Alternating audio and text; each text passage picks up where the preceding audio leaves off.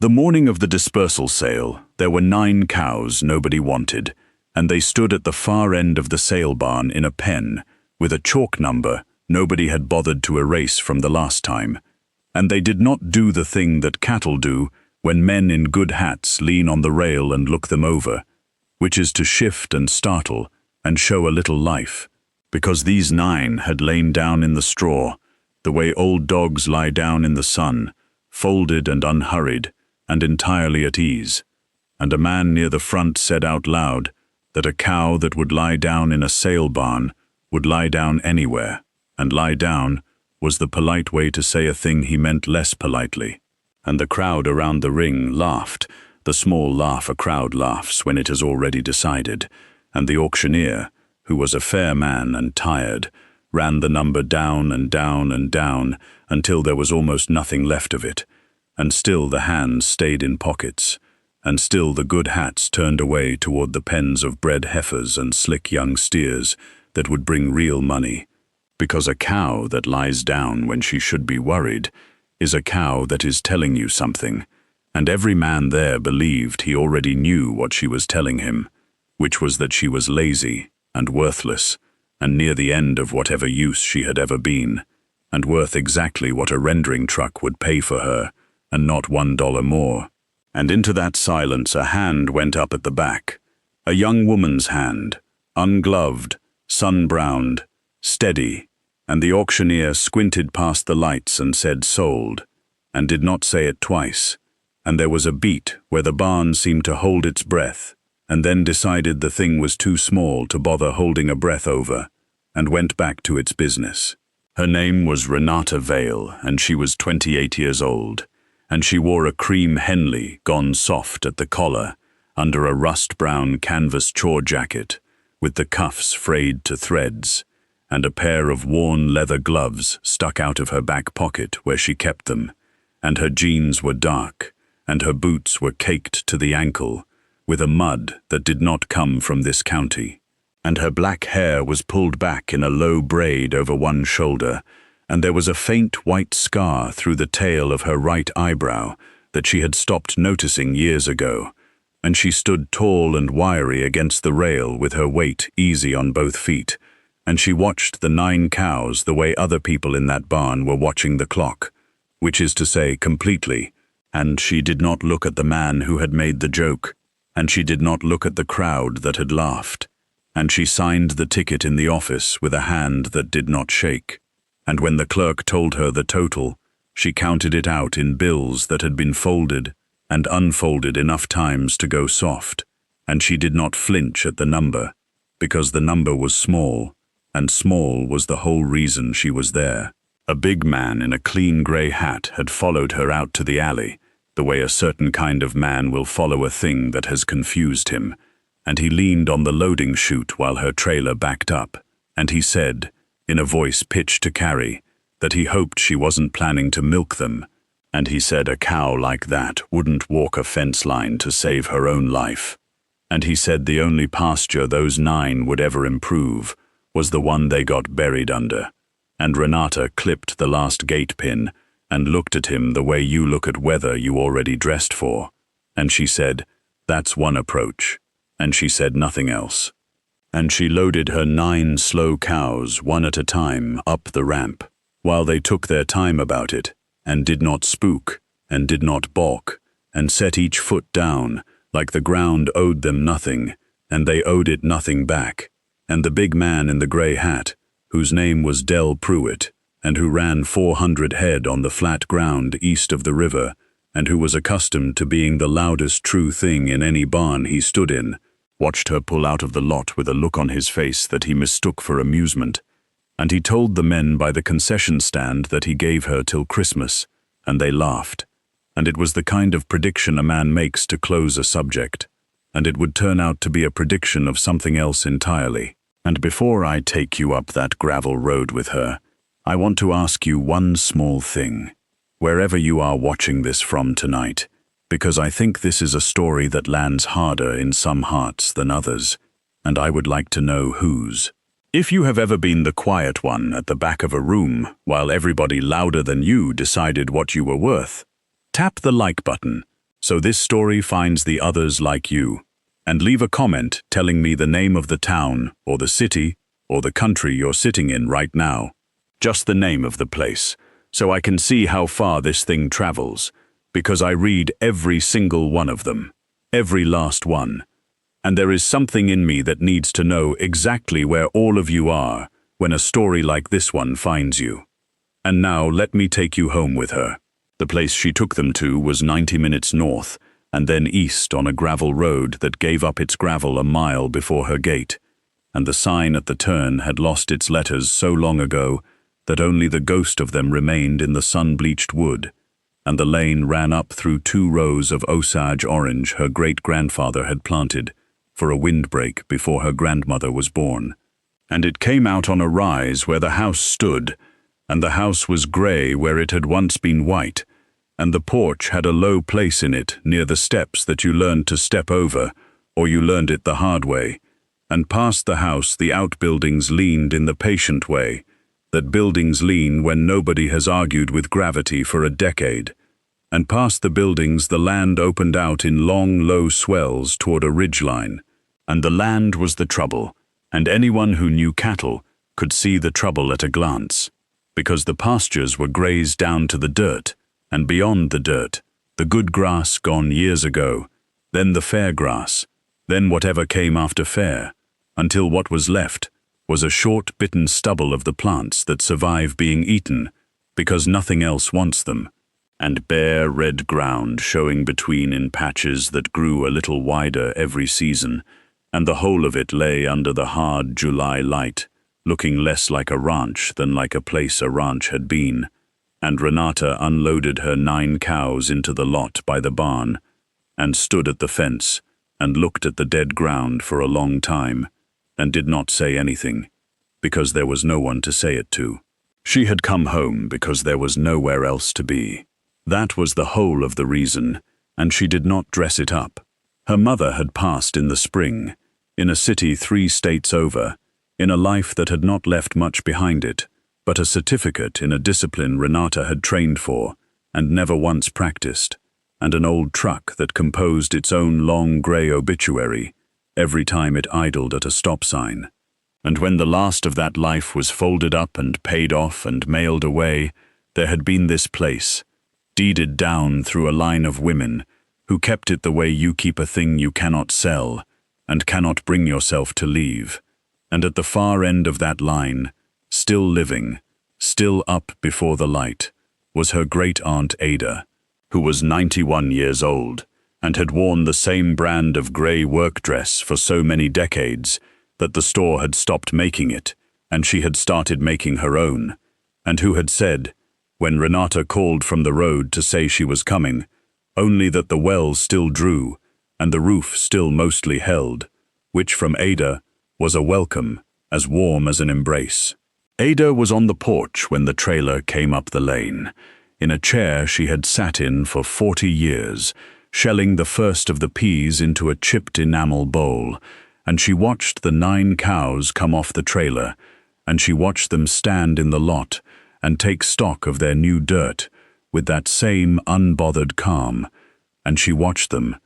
after a while, one by one, lie down, and she did not say they were lazy, and she did not say anything at all, for the length of a full row of peas, and then she said, "Those are a old kind," and Renata said she didn't rightly know what kind they were. The ticket just said mixed, and Ada looked at them again and said, "That's the kind that lies down when they've had enough, not the kind that walks itself to bone hunting for more," and she said it as a fact, offered for consideration, and not as praise, and she went back to her peas. And Renata felt the small, strange lift a person feels when someone who does not hand things out has just, without meaning to, handed her something. That night she slept in the room that had been her grandmother's, and the house made all the sounds an old house makes, and in the morning she walked the fence lines, all of them, past the leaning barn, past the empty machine shed,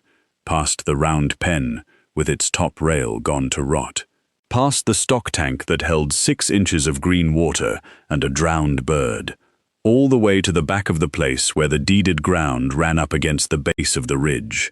and there she found something she had not been told about, which was a barn that had been built wrong. It was a small barn, older than the big one, set back against the slope where no one would put a barn if they were putting a barn where a barn made sense, and it faced the wrong way, north into the weather instead of south away from it, and its long, low roof came down on the uphill side, almost to the ground, and lifted on the downhill side to let the light in under it.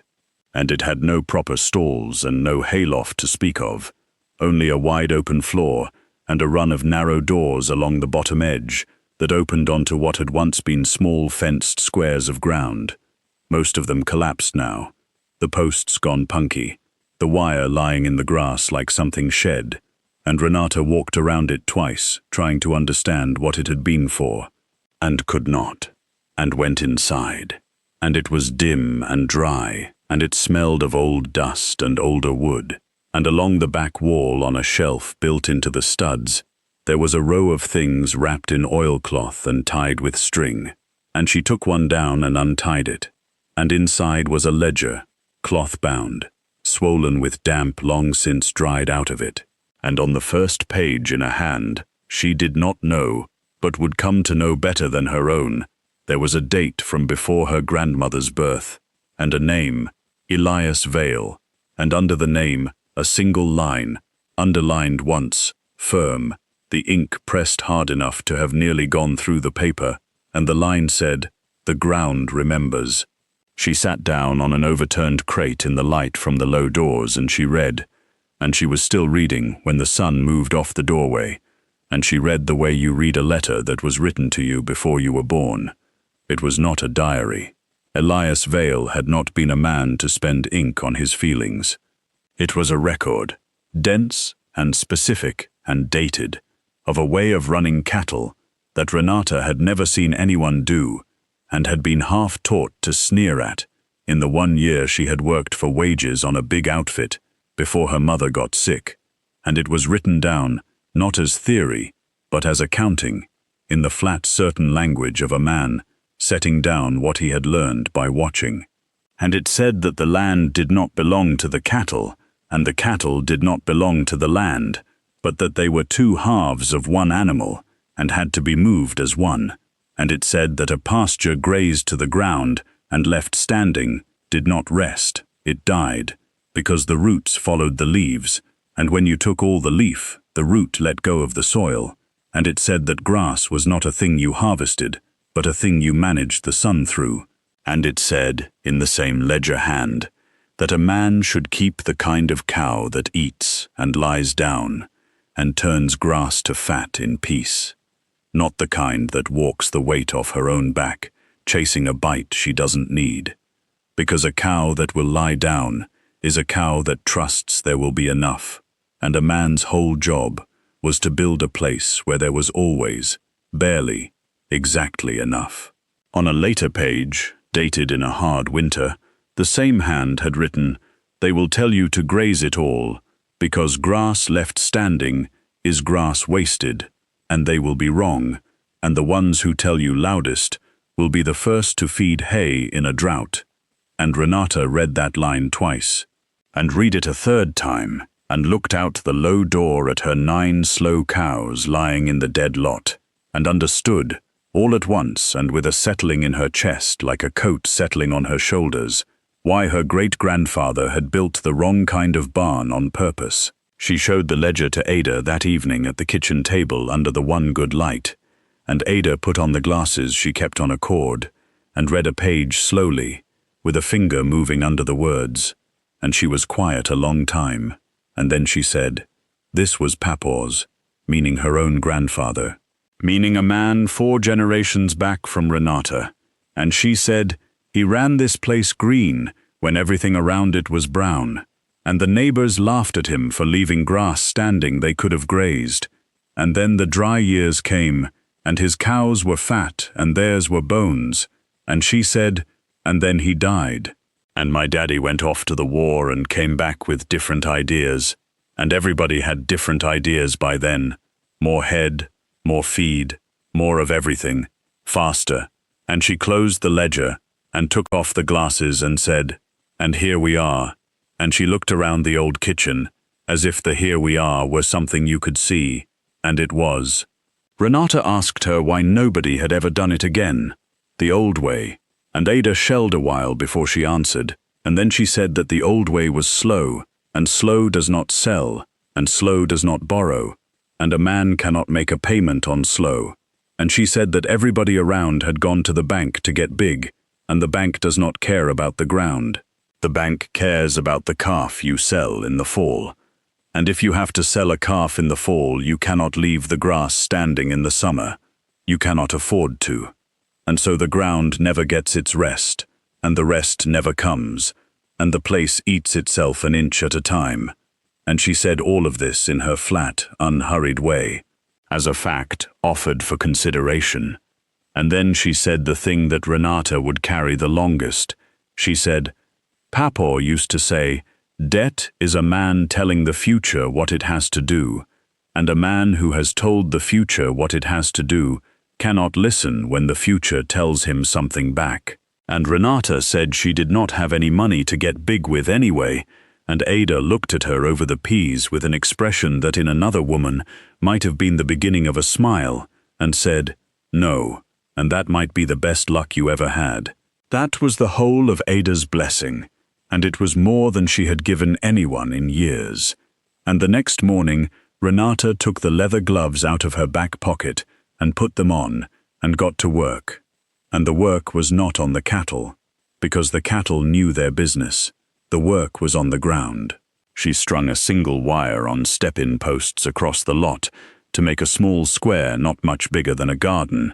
and she put the 9 cows in it, all 9, tight together, and she stood back and watched them eat and tread and manure the little square down in a single day. And then the next morning, she moved the wire 20 feet and made a new square and moved the cows onto it, and she left the first square alone.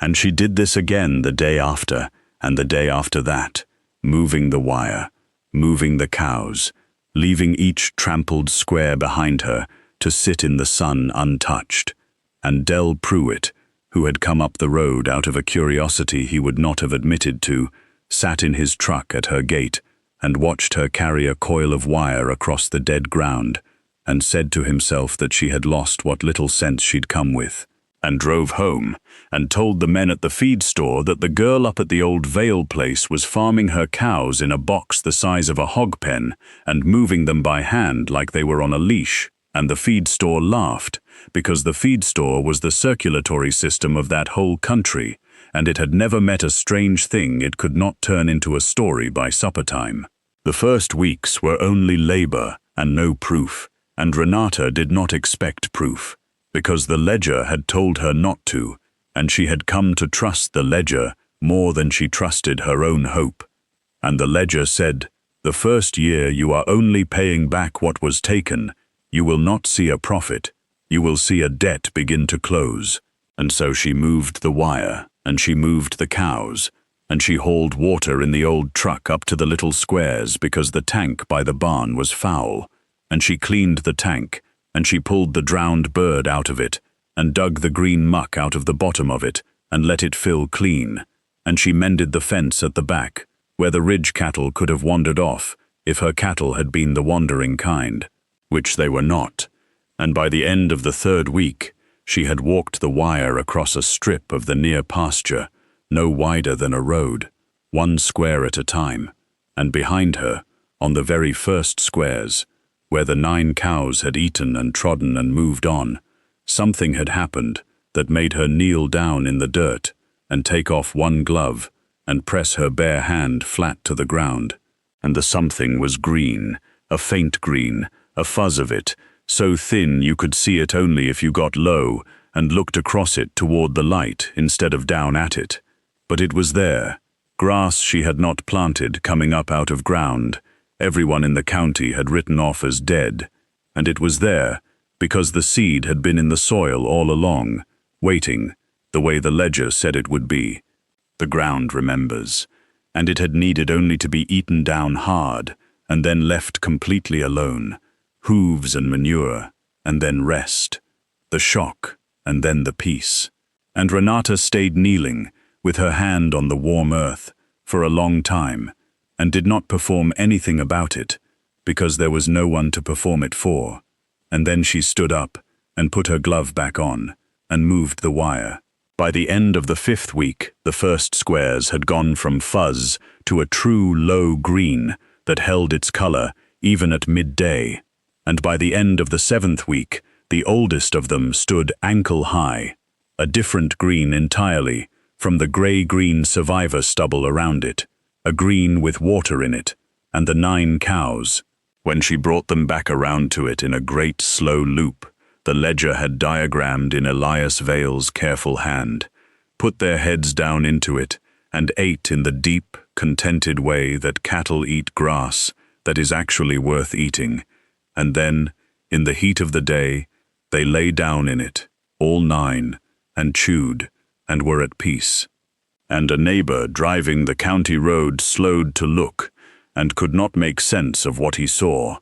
which was fat cows lying in green grass on the old Vale place, in the middle of the worst July in years, and he told it at the feed store, and the feed store did not laugh quite as easily as it had, though it still laughed, because a story is not ready to change until it has to. Renata hired a boy that summer, a lean, quiet 15-year-old named Tobias from the next place over, whose father had too many mouths and not enough work to keep them,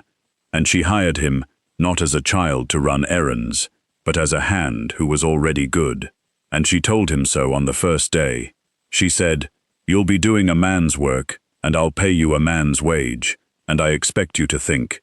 not just carry." And the boy, who had been treated as a spare part his whole life, stood a little straighter, and Ada watched him move the wire that first afternoon, watched how he set the posts, and how he read the cattle, and how he did not have to be told a thing twice, and she said to Renata that evening, without any weight on it at all, "That one's got the hands." And Renata asked her what she meant, and Ada said, "Some people carry the work, and some people are carried by it, and that one's the second kind, and you'll want him when I'm gone." And she said it as a fact offered for consideration, and went back to her knitting, and Renata did not answer, because there was no answer to that except the one nobody wanted to say. Word of the green went out along the channels that word goes out along in a country like that, not by anything Renata did, because she advertised nothing, and told no one, and answered questions with as few words as she could manage, but by the eyes of men who passed her fence, and the mouths of women at the beauty shop, and the long memory of the feed store. And in August, a man named Cobb, who sheared the sheep on the 2 or 3 places that still kept them, and who had a shearer's eye for the condition of an animal, came by to look at a stock dog she had for sale,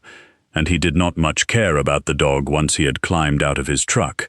because he was looking past her at the cattle in the green strip. And he leaned on his own fender, and looked for a while, and then said, "Those are lying down in the middle of the day, with full bags of gut in a drought." And he said, "I've been on this ground 40 years, and I never saw cattle carry flesh like that in a dry August." And Renata said it was the grass, and Cobb said he could see it was the grass. What he couldn't see was where the grass had come from, and she told him, plainly, no salesmanship in it, that she had not put it there, that it had been there the whole time, and she had only stopped keeping it from growing. And Cobb was quiet, the way a craftsman goes quiet when he recognizes another craftsman's work. And he did not buy the dog, but he did something worth more. He carried the story outward, the way only a man with a trade carries a story, to other men with trades, to the co-op buyer, to the fellow who hauled cattle for half the county, and he told it not as the strange thing the girl was doing, but as a thing that worked, and that was a different kind of telling, and it traveled. Del Pruitt heard it, of course, because Del Pruitt heard everything, and it sat wrong with him, because Del Pruitt was a good rancher by every measure he had ever been given, and his measures said that a pasture full of standing grass in July was money left on the table, and a cow lying down at noon was a cow not gaining, and here was this girl breaking both his rules and getting fat cattle out of dead ground. And a man who has spent his whole life being right does not enjoy the sight of someone being right differently. And so he did what such a man does. He came around more often, and he found more to say. And one evening in the last of the light, he stood at her gate while she moved the wire, and he told her that she was getting lucky off one wet week in June, and that the first real drought year would show her, that she'd be feeding hay by January and selling those lazy cows to the same rendering truck she should have sold them to in the first place. And he said the coyotes would thank her for the calves. And Renata straightened up from the post she was setting and looked at him across the green strip with her cattle lying easy behind her.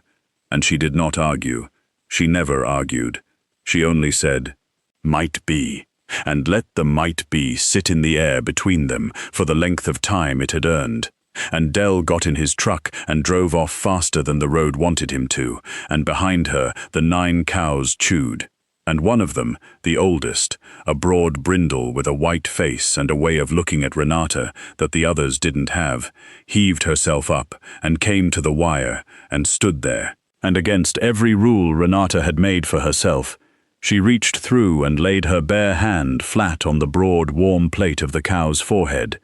And she did not name them. She held that line. She almost held that line. And then she said, out loud, quietly, only to the cow and the dusk, "All right, Junie." And having said it, she could not unsay it. And so there was one with a name after that, and she never named another, but she never took that one back either. The real drought came the next year, the way the old-timers had always said it would, not as a single dry summer, but as a whole dry year, a winter that gave no snow, and a spring that gave no rain, and a summer that came in early and hard, and sat down on the country, and would not get up. And by the middle of that 2nd July, the whole flat east of the river, where Del Pruitt ran his 400 head, was the color of a paper bag. The grass gone to brittle stalk, and then to dust. The stock tanks pulling back from their banks a foot a week, and showing the cracked grey mud, like something that should not have been shown. And men who had grazed their pastures tight all through the green years, taking every blade, because every blade was money, and there was always more coming, found that this year there was no more coming. And they did the thing Elias Vale had written down in his ledger in a hard winter 4 generations back. They went to the auction and they sold, first the calves early and light, because there was nothing to put weight on them, then the older cows, then more, dumping cattle into a falling market, because a cow you cannot feed is worth less every day you keep her. And then, when even that money was gone, they went to the bank and they borrowed against next year to buy hay from 3 states away, trucked in at a price that made grown men sit down. And the feed store that summer was not a place of laughter. It was a place of low voices and long arithmetic, and men standing at the counter, figuring how many head they could carry through to spring, and coming up with numbers that broke something in them to say out loud. And up the gravel road at the old Vale place the grass was standing. It was not lush. Renata would have been the first to say it was not lush. It was a drought, and her ground felt the drought, like everyone's ground felt the drought. But her pastures had spent a year and a half being grazed hard, and then rested long. Grazed and rested, the wire moving across them in its patient loops, and the roots had gone down in that time, the way the ledger said they would, when you let the leaf stand long enough to feed them, down past the first dry foot of soil, down to where there was still a little water held in the deep ground, and the standing grass she had refused to graze off in the green times was a blanket over the earth now that kept the sun off the dirt and held the cool in, so that where Del Pruitt's bare ground baked to brick and gave its last moisture up to the sky, Renata's covered ground stayed soft enough underfoot to smell of earth, and her cattle, more than 9 now, the 9 plus the calves they had thrown, and a few more of the same old lying-down kind she had bought cheap because nobody wanted them, walked out every morning into grass that reached their knees, gone tawny and dry on top, but green still at the crown.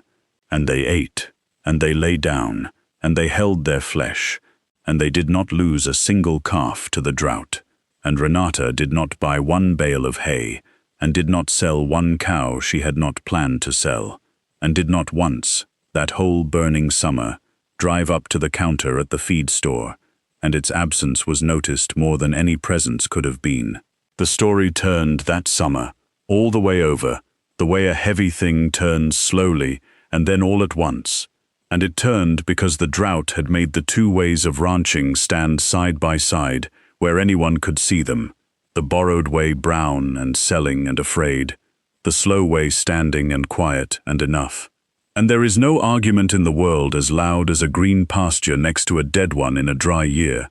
And Renata never made the argument. She did not have to. The ground made it for her. And the feed store, which had laughed at her for 2 years, began instead to ask about her, carefully, the way people ask about a thing they suspect they have been wrong about. And Cobb the shearer, when they asked him, said only, "She stopped fighting the ground, and started listening to it, and let them make of that what they would." Del Pruitt came up the road in September of that dry year, alone, in the cool of the evening, and he did not honk at the gate the way he used to, and he did not lean on his fender with something to say. He got out of his truck slow, an older man than he had been 2 years before, thinner in the face, and he stood at the fence and looked a long time at the standing grass and the cattle lying in it in the last gold light. And Renata came up from the barn, with Tobias behind her, the boy taller now and broad through the shoulders, and she stopped a little way off and waited,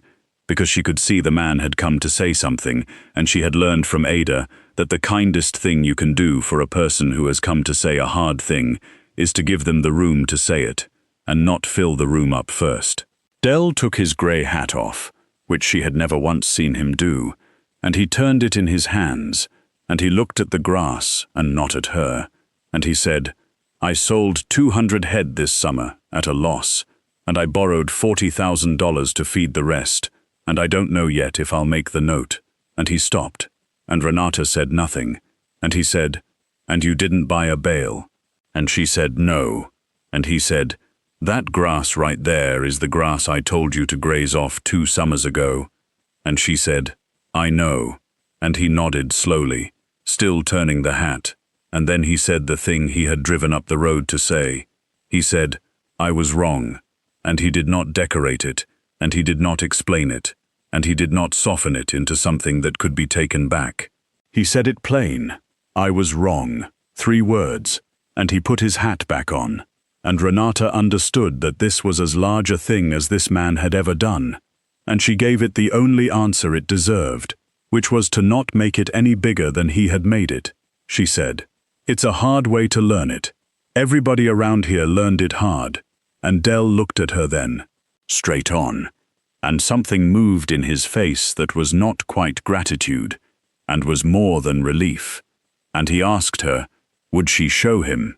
And she said she would, and she did, over that fall and the next spring, walking him along the wire, showing him the ledger pages, the loops, the rest periods, the numbers Elias Vale had set down 4 generations back. And Del Pruitt, who had run cattle one way his whole life, began, cautiously, on one pasture at first, because a man that far in debt cannot gamble the whole place, to run them the other way. And he did not make a large production out of it. He did not stand up at the co-op meeting and confess. He did not tell the feed store he had changed. He simply started moving his cattle differently, and men noticed, because men always notice, and some of them followed, and the thing that Renata had brought back to one dead place began, quietly, without anyone deciding it should, to spread outward across that country, the way water spreads across ground that has finally been let alone long enough to drink. Ada watched all of it from her chair on the porch, shelling in season and knitting out of it, saying 1/10 of what she thought, and she was failing that year in the way the very old fail, not by any one thing but by a general drawing in, a slow gathering of herself toward some door only she could see, And Renata saw it and did not speak of it, because Ada would not have wanted it spoken of, and the two of them fell into an evening rhythm on the porch, the old woman and the young one, not talking much, watching the light go off the ridge. And one evening Ada said, out of a long silence, that Renata had done what Pasture could not, and Renata asked what that was, and Ada said, "He brought the ground back, but he could not make anybody keep it back. They all went the other way the minute he was in the dirt." And she said, "You brought it back, and it's going to stay this time." And Renata asked her how she knew, and Ada nodded toward Tobias, who was down at the barn latching the gate for the night, with the unthinking rightness of a person who belonged to a place. And she said, "Because you gave it to somebody with the hands before you had to." And she said it as a fact, offered for consideration. And then she was quiet, and the light went off the ridge, and the peepers started up in the tank that ran clean now and held frogs. Ada died in the winter, in her sleep, in the bed she had slept in for 70 years, and she went the way she had lived, without fuss, without a production. And Renata found her in the morning, already gone cold and peaceful, one hand open on the quilt, and she sat down on the edge of the bed and held the open hand for a while, and did not cry the way you would expect. Because grief in a person like Renata does not come up loud. It comes up as a settling, a weight, lowering onto the shoulders the way a coat settles. And she sat with the weight, and let it settle, and then she got up, and did what had to be done. Because the cattle still had to be fed, and the dead still have to be seen to, and the living do both. The funeral was small, and it was in the church at the crossroads that Ada had gone to every Sunday of her 92 years. And the thing that told Renata how far she had come, the thing that told her without anyone saying it, that she had been taken into the place, was who came. Because they all came. The whole country came. Cobb the shearer in a suit 30 years old, the co-op buyer, the man who hauled cattle, the women from the beauty shop who had spread first the mockery and then the wonder, the boy Tobias and his whole crowded family, and Del Pruitt in his grey hat, which he took off at the door and held against his chest through the whole service. And they filled the little church, and they stood along the back wall, and they spilled out onto the steps, and one by one afterward they came to Renata and took her hand and said the short plain things that people say. And she stood at the front in her chore jacket, because it was the finest thing she owned that Ada would have recognized as hers. And she received them, and she was no longer the girl who had bought 9 worthless cows. She was Ada Vale's kin who had brought the old place back. She was of that country now, and it had corrected its own judgment about her, the slow way a country does, one funeral roll call at a time. Ada had left a will, and it was short, and it left the place to Renata, all of it, the house and the leaning barns and the wrong-built barn against the ridge and the ground that was coming back to life. And folded inside the will, there was one more thing, a small square of paper in Ada's spidery hand, and on it were 2 words and nothing else, and the 2 words were, "Keep going." And Renata read them standing in the lawyer's office, and folded the paper back up, and put it in the breast pocket of her Henley, over her heart, and kept it there. And it was the whole of her inheritance that mattered. 2 words, "Keep going." And she did. She found among Ada's things a sealed envelope that had been there so long the glue had gone brittle, addressed in the old ledger hand, Elias Vale's hand, to whoever kept the place after, and Renata sat at the kitchen table under the one good light where Ada had read the ledger to her 4 years before, and she opened it, and inside there was a single sheet, and on it Elias Vale had written, in the flat, certain voice she knew now better than her own, a few lines about the ground, the same things the ledger said: graze it hard and rest it long, keep the kind of cow that lies down, never borrow against a rain that hasn't fallen. And then at the bottom, underlined once, pressed hard, the line she had first read in the dim barn years before: the ground remembers, and under that, smaller. One last line she had not seen anywhere else, and it said, "And so will they," meaning the people, meaning the country, meaning that a place set right would set its people right in time. And Renata read it twice and a third time, and she understood that her great-great-grandfather had known, writing alone in a wrong-built barn, while his neighbors laughed at his standing grass, that he was writing to someone he would never meet, that he was telling the future not what it had to do, but what it could do if it would only listen, and that she was the one who had finally listened, 4 generations down the line, and she folded the sheet and put it with the ledger and with Ada's 2-word note, and she went out to move the wire, because the cattle still had to be moved and the grass was ready. The years after that ran together the way years do when a life has found its shape, and the story that had once been told hour by hour, the moving of the wire, the pressing of a bare hand to the warm ground, could be told now in the long sweep of seasons, the 4th year and the 5th and the ones past counting. And in that sweep the place came all the way back and then went past, coming back into something Elias Vale had only ever written about and never lived to see, ground so deep in grass that it held water like a sponge through the dry years and shed it clean through the wet ones, pastures that had been red dirt when Renata bought her 9 lazy cows, now standing so thick in summer that you lost a calf in them if you didn't watch. And the cattle multiplied out of the old, slow, lying-down kind that everyone had once tried to send to the rendering truck.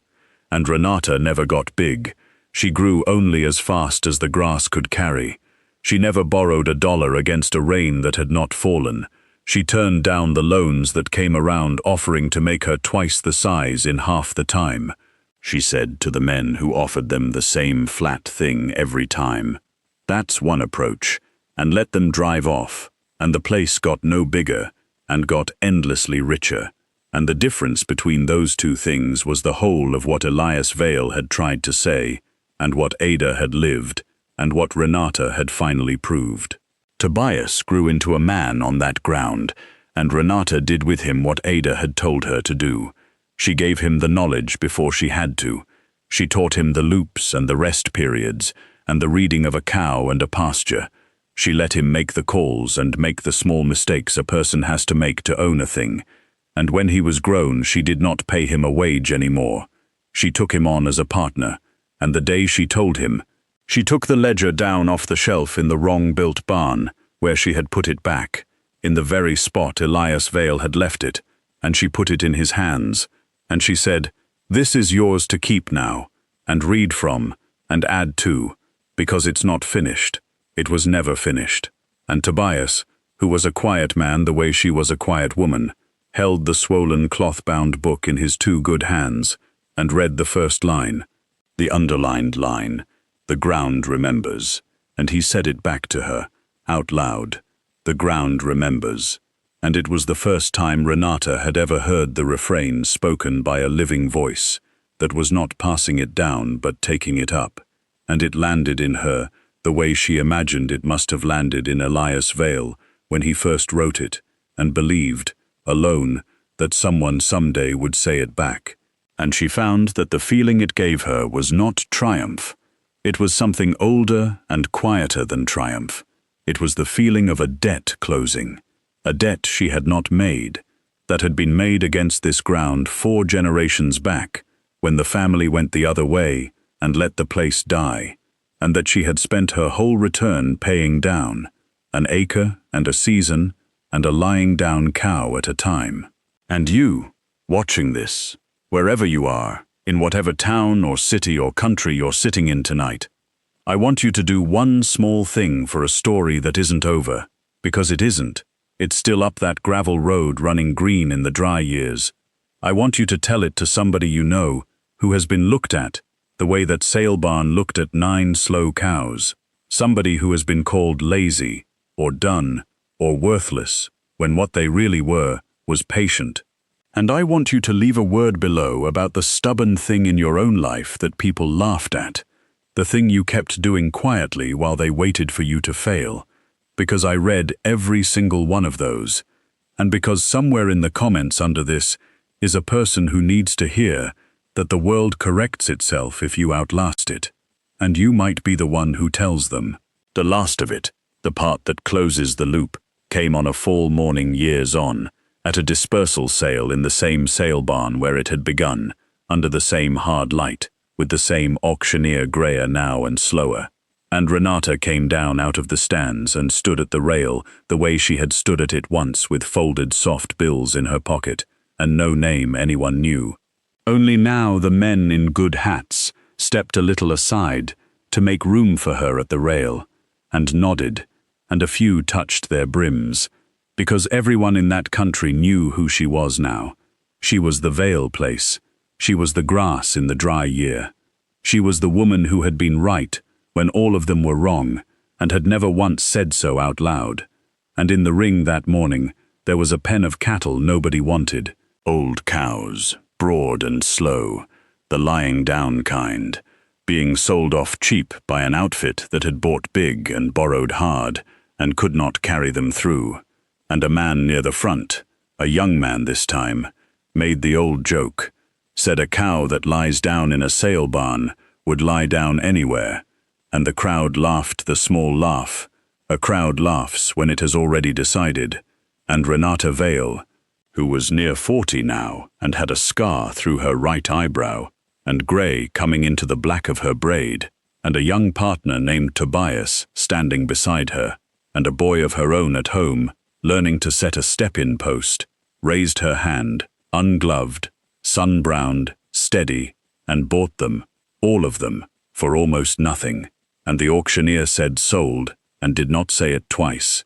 And a fellow beside her asked her, half joking, what a person with the best grass in 3 counties wanted, with a pen of wore-out lazy cows. And Renata looked at the old broad-faced cattle standing patient in the ring, not startling, not showing, at ease, telling the barn a thing the barn still did not know how to hear, and she said, plainly, as a fact offered for consideration, those are the ones, and she loaded them up the ramp one at a time, while they took their time about it, and set each foot down like the ground owed them nothing, and they owed it nothing back. And she drove them 90 minutes north, and then east, up a gravel road past a windbreak of Osage orange, 4 generations old,